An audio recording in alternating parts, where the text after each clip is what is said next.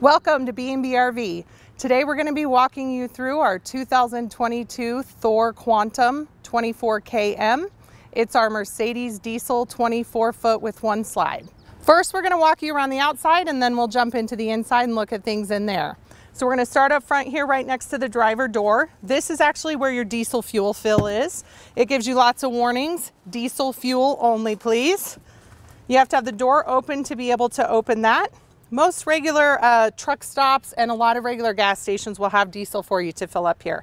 It is a 25-gallon tank, so you should get pretty far on the one tank of fuel. Next one here is the propane. So the propane is used for the stove, oven, furnace, things like that. If you need to fill up propane while you're out or before you return, depending on the package that you chose, you just go to a designated propane fill spot and they'll just do that for you. This is the knob for the propane to be on or off. So you want to make sure that's turned all the way counterclockwise to make sure it's in the on position. Next one here is your dump hose. We'll look at that in a minute when we go towards the back for the dumping. This is a pretty good sized storage compartment here. But as you'll see on the inside, a lot of functionality in there. You have to be very careful if you're putting items in here that you're not knocking things around, especially back here. This blue one is your low point drain, which is how you drain out the fresh tank.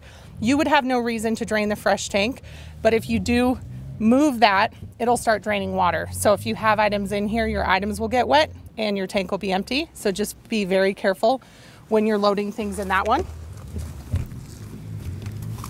Outdoor shower here, it's just a spray shower, so you can spray things down on the outside of the vehicle. Water pump does have to be on to use that if you're not hooked into city water. So city water is to hook up to water at your campsite if they offer a water connection. You do get a hose that's included, so you hook in to the fill spout here and it just twists around to get the hose connected, and then it's connected to the water at the campsite. What that does is bypass that fresh water tank, and so you're pulling water directly from the water source at the campsite. Next one, storage. Couple of your functional things here. This is your power and your cable connection. So the power cord is going to be in one of your storage compartments. It's a 30 amp power connection. This is our adapter that knocks it down to regular 110. So when you go to hook up to power, you're going to take this end, goes into the power port there, and then the other side hooks into your 30 amps at the campsite. If you need to use that adapter, it just hooks on, and then you could plug it into a regular 110 outlet, like if you were plugging into your house before you left. This one is for cable TV. The cable TV cord is included. If your campsite offers a cable TV connection, you just start hooking the cable cord in there and hooking up at the campsite, and then you would have cable TV inside.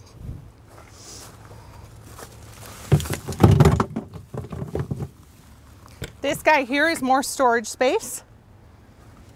All of these open and close by turning the latches, and they have the locks. The locks can be a little tricky, so push the door in and use the key to lock there. Here you have your generator. The controls for the generator are on the inside, so you'll start and stop it on the inside. You'd have no real reason to be out here at the generator. Generator is used to run all of the 110 items on board if you're not plugged into the shore power. It does run off of propane, so you got to make sure you have propane to run that generator. It'll run the outlets on the inside, including the TV, DVD player, microwave, air conditioner, and just anything you're plugging into those regular outlets. For the dumping, we'll come back here and get our dump hose. So behind this little port here is that dump hose. You do have gloves on board that you'll want to wear before doing this. This end of the dump hose connects up and under to the connection. So there's a cap that you screw off, dump hose goes on. This part at the end is down in the ground. You have a black valve on the right, which is toilet water, and the gray is the sink and shower. So pull the black out first, let all of that drain, push it back in, and then pull the gray, and that soapy sink and shower water will rinse through and wash out your hose. And then make sure both of the valves are closed. Put the cap back on, store the hose back in. Once you dump, there are some packs in the bathroom that you can flush one down the toilet with a little bit of water, and that'll keep the tank nice and fresh and keep everything breaking down like it's supposed to. On the back side here, you have the ladder. We use that for maintenance and things on the roof, but there's no reason that you should need to go up on that ladder, so stay off that. Up top there is your backup camera. When you pop into reverse, it will show behind you, or there's a function on the radio where you can turn it on and just have it running if you prefer to see that while you are driving. We'll come around to the passenger side here. A couple other storage areas. Small storage compartment on the back side. This one here is a quick connect propane. So if you had a small propane grill or something that you wanted to go directly into the propane system, you could hook that in there. 110 outlets on the outside. Just a reminder, you need that generator running or to be plugged into shore power to have power to the actual outlets. This one here is your water tank fill. So to fill up that fresh water tank, you're going to take that off and put the hose down in there. It's a gravity fill, so you just turn the water on at your water source and that'll fill up. It usually spills out there or underneath and you'll know that it's full. You also have gauges on the inside that can tell you when that guy is full. And then here we have another propane, another storage compartment. Pretty good size one. Doesn't have all that stuff on it. Now let's go take a look at the inside.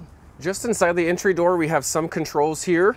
We'll just start at the top. The first one is just a regular 110 plug that you'll need to be connected to shore power, have your generator running to plug anything there. Below that is your main battery disconnect. We'll just leave that guy on for the whole trip. No real reason to turn that off. If you do turn that off, then you'll lose things like your refrigerator and things like that. Below that is your stabilizer jacks. Those are strictly to stabilize the RV, not to level those. So you'll want to use your leveling blocks and the bubble level provided for you to level up. And then you'll just run those down. So you'll just push the down arrow until they hit the ground. I recommend having a spotter just so you can see as soon as they hit. And then once they are down, stop running those. You'll want to make sure you remember to run those back up before you take off. There will be an alarm that will go off if you start your engine with those down. So if you hear that, just jump back here and run those all the way back up. Below there, you have a couple controls here. So your awning, you're just going to push it up to run it out. And then down, we'll just retract that back in for you. Recommend not having that out if it gets too windy or rainy or anything like that. Those things can be like a big sail and just pull right off of there. Beside that, you have a little step light here. A couple of other light switches below, so a light underneath the step on the outside, and then the rope light for the awning. And then just below that is your solar controller. They do come solar equipped. Don't really have to do anything with that. The solar will help maintain your house battery charge, but this controller will help you monitor the voltage. So you want to keep it in the 12s. If it gets down to the low 12s, that's when you'll want to charge those batteries. They do charge while you drive, with the generator running and being plugged into shore power. Okay, up top here we have your main control panel. This is just going to display your generator hours. So that works like an odometer. So as you have the generator running, it will count up those hours. To start that, you're just going to push and hold the start button. You'll hear the generator start turning over. Then once it fires on, you can release the start button. Give it about 20 seconds or so. We'll hear our microwave beep. The lights on the microwave will come on. That'll be the indication that we now have power from the generator, so we can run any of those 110 items. And those will also help charge the house batteries. To stop the generator, you're just going to hit the stop button and then let that turn off. Beside that are your tank levels. So you're just going to push the button and it's going to light up the gauge here. So LPG is for your propane. You can see empty, 1/3, 2/3, and full. Next is your battery, which actually goes by the bottom one, low, fine, good, and charged. Freshwater tank there, your black and your gray tanks. Below that, you have an automatic step. So when you open your entry door, there will be an electric step that slides out. If you get to your campsite and want to leave that out, just turn that switch off. Next is a ceiling light for the living room area here. Your slide controller. So for your slide out, you do have a full wall slide on the driver's side. You're going to want to make sure your parking brake is engaged and your engine is running for that. Then you're just going to push and hold the extend button until you hear the motor stop running. That way you know it's fully extended. And then same when you're running that back in, just hold that button until you hear the motor stop running. The next switch is for your water pump. So when using your onboard water tank, that will have to be in the on position to create pressure inside that water system and be able to use a sink, shower, and toilet while you're driving on the road, or not plugged into that city water connection. If you are plugged into the city water connection, it completely bypasses that internal system, so no need to turn that on. And then you do have tank heaters on here for your black and your gray tank for winter weather operation. Stepping into the cab area, it's going to look pretty similar to what you may see in your own personal vehicle. Over to the left-hand side on the driver's side door, we'll see our mirror controls. So you're just going to engage either the driver or the passenger side mirror and use those arrows to adjust. Then there is a blind spot mirror below there that you'll just have to roll your window down and adjust that one manually. Sliding over, you'll see some controls on the steering wheel there for cruise control. You can set your odometer, things like that. It is a push start, so you just want to make sure your key fob is up in the cab with you. The gear shifter for this guy is a little bit different, so you're just going to pull down to put it in drive or push it up to put it in reverse, and then push the button on the end for parking. It is a paddle shifter, so if you guys need to gear down going through the mountains, you'll just use that left paddle, or gearing back up to use the right. And then for the slide out, you'll need that parking brake engage, which is just that little hand lever beside the driver's seat. When disengaging that, just make sure you push the button, pull it all the way up, and then all the way down to release. In the cab in the middle overhead here, you'll find the control for your skylight shade. To run that down and close it up, you'll just hit the extend button to close it, and then retract just opens it back up so you can get a good view of the sky there. You do have an over cab bunk here. To convert that, you're just going to pull this down, slide that into place here, just like that, and then you'll find a ladder in your cabinet in the back that will attach here, and we'll show you that when we get back there. You'll also have a privacy curtain for the front cab area. On one end, you'll find some Velcro that will just attach to these little black circle Velcro pieces that will go around the inside of your cab to block off those windows for privacy. Over here, you have a little cubby. You can charge your cell phones in. USBs run off the house batteries, so no need to have your generator or shore power for that. Just be aware if you have anything in there that it's not poking out, because you can actually damage the slide out trim right there if that's the case. Moving over here, you have another charging station in the table. So if your phone is equipped, you can just set it on that wireless charger, or there is some USB plugs inside there. Also over here, you'll find a couple of different lights. Any of the ones that have the push button, you're just going to push those to turn them on and off. And some of the other unmarked switches are going to be for the lighting. Your dinette here has seat belts, one on either side in the middle for the front facing and rear facing seats. This also converts into a sleeping area. So to convert that, you're just going to reach under here, release that latch, move your cushions out of the way here, and then push down on the middle of the table to slide that down. Then these 4 cushions are just going to fill in that space to complete your sleeping area. The dinette has a couple of storage drawers underneath it as well for some additional storage. Then you have quite a big wardrobe here. Has the bar across so you can hang some clothes up top, but this is also where that bunk ladder for the cab over is stored. Just a telescoping ladder that will attach to those front hooks. Then a few drawers down below.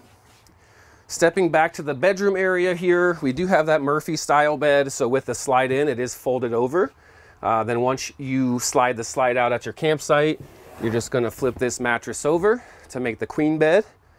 You do have a couple of plugs back here, 110, USB, and 12 volt. Just remember before sliding the slide in to make sure that bed is flipped over in that position. You also have a TV in the bedroom area here. Again, generator, shore power. You have a DVD player in here as well that we'll show you. You can play on either TV. In the bedroom area, we also have our thermostat. So with that, you'll see on the left side a mode/power button. So you'll just push that on, kind of cycle through AC, furnace, fan, Then once you get to the setting that you're looking for, you'll just use these two arrows here to adjust the temperature. And then this is just another light switch there. Also have a little bit of a privacy curtain there for the bedroom area. Walking into the bathroom area, you do have a full shower, toilet, and sink in there. For the toilet, you're gonna have the pedal flush. So if you push it halfway down, that'll allow water to come into the bowl. And then as you push it all the way down to the floor, you'll see that valve open up to empty that out. You also have a tankless water heater for the kitchen sink, the bathroom sink, and the shower. This is a tankless water heater, so just turn that on by pushing the power button and then adjusting the temperature with the arrows there.